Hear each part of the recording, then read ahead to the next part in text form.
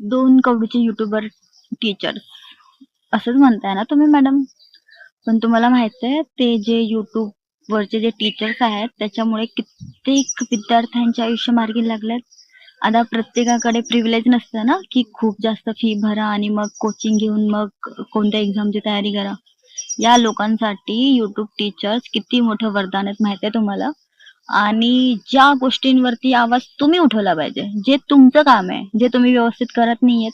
कितवा नंबर लागतो आपला जगात? 157वा. हां, तर तो रँक जरा वरती आणायचा बघा ना. हं? ते सोडून तर दुसरंच काहीतरी करताय.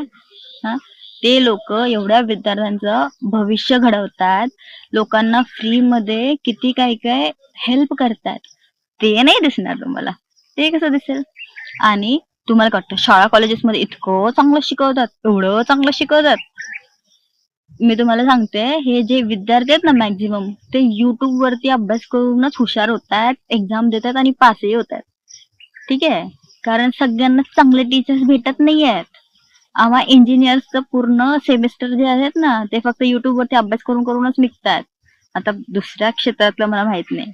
ठीक आहे? पण आमची लंका तर YouTube वरच्या टीचर्समुळेच लागली आहे, पार झाली आहे. ठीक आहे?